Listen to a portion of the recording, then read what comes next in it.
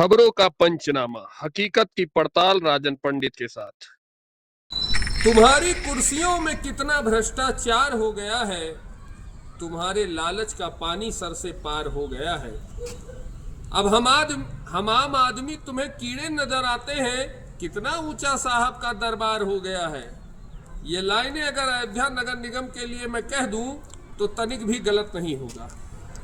ताजा खबर यह है कि कल अयोध्या नगर निगम की बैठक में 2 पार्षदों ने इस्तीफा दे दिया, जिनका मैं बहुत बहुत धन्यवाद और आभार ज्ञापित करना चाहता हूं। माननीय अनुज दास जी और सुल्तान अंसारी जी ने अपना इस्तीफा महापौर को सौंप दिया और बोर्ड की बैठक से बाहर चले गए। नगर निगम की स्थिति यह है कि कितना पावे, जनता की नसों से भी अगर खून निकालने का मौका मिल जाए तो इंजेक्शन लगाकर खून भी निकाल ले। ये हालात है अयोध्या नगर निगम की। मैं एक घटना आपसे शेयर करना चाहता हूँ। अभी कुछ ही दिनों की बात है, अयोध्या के मंडल अध्यक्ष के साथ मैं एक शव यात्रा में घाट गया था। वहां से काम निपटाने के बाद हम लोग कच्चे घाट पर गए थे कि सरयू जी का जल अपने ऊपर छिड़क ले। शव यात्रा से लौटे हैं हम लोगों ने कच्चे घाट पे सीढ़ी के पास गाड़ी लगाई और सरयू जी तक गए पानी से आचमन करने के लिए, और वहां से जब लौट कर आए तो गाड़ी गायब थी।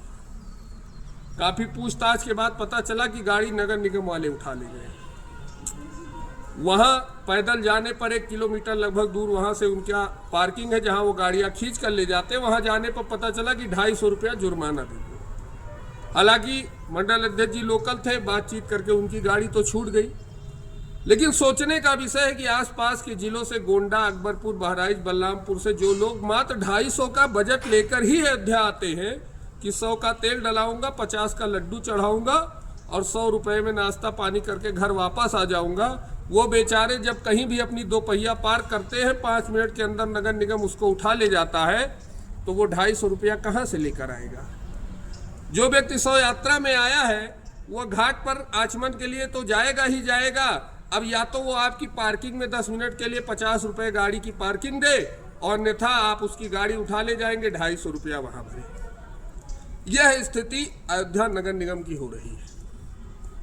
माननीय योगी जी तक अगर यह वीडियो पहुंचता है तो मेरा उनसे भी निवेदन है कि अयोध्या कोई कारपोरेट सिटी नहीं है। ये दिल्ली नहीं है, लखनऊ, बंगलौर, चेन्नई नहीं है। ये एक धार्मिक नगरी है। यहाँ अमीर भी आते हैं और गरीब भी आते हैं। जिनके पास इतना पैसा नहीं होता है कि वो आपका 250 रुपया 2 पहिए का और 1000 रुपये लगभग 4 पहिए का जुर्माना भर सके, इस पर तत्काल रोक लगनी चाहिए। अगर नहीं रोक लगेगी तो इस पर मजबूरन हम जैसे लोगों को आंदोलन करना पड़ेगा। हम भाजपा के कार्यकर्ता हैं, एक वोट के लिए दर दर भटकते हैं, लोगों से दिन भर बहस करते हैं, उन्हें समझाते हैं सरकार की नीतियों के बारे में, सरकार के कामों के बारे में। और हमारा ही नगर निगम माननीय भाई साहब हैं, ये दिन भर वोट पर आरा चलाते हैं। ये बांका लेकर जुटे हुए हैं कि एक वोट में काट के खत्म कर दूंगा 27 चुनाव के पहले पहले। हालिया मामलों में घरेलू टैक्स दिया जा रहा है। जिस कंपनी को ठेका मिला वह कंपनी किसी भी घर पर सर्वे करने नहीं जा रही है, फोटो के आधार पर टैक्स भेज रही है। जिसका 500-600 स्क्वायर फीट का मकान है, एक छोटी सी गुमटी है, दुकान चलाता, उसका 80,000 टैक्स बनाकर भेज दिया जा रहा है। पिछले वर्ष भी यही कहानी थी। तमाम कैंप लगवाए गए, पार्षदों के द्वारा उनका निराकरण कराया गया, लेकिन इस साल फिर वही कहानी है। जिनका टैक्स 5,000 आता था उनका टैक्स आज लाखों में आ रहा है। कंपनी तो प्राइवेट है, उसने मोटा पैसा देकर ठेका लिया है तो वो तो वसूलेगी ही। लेकिन हमारे माननीय महापौर, हमारे नगर आयुक्त, सहायक नगर आयुक्त ये क्या कर रहे हैं? इनको क्या आम आदमी से अब मतलब नहीं है? तो वही मैंने कहा कि भाजपा का कार्यकर्ता दर दर भटक कर एक वोट बटोरता है और अयोध्या का नगर निगम उन वोटों पर आरी चलाता है कि हम एक भी वोट भारतीय जनता पार्टी को देने नहीं देंगे। स्थिति बहुत दयनीय है अयोध्या नगर निगम की। अब इस पर क्या ही कहा जाए।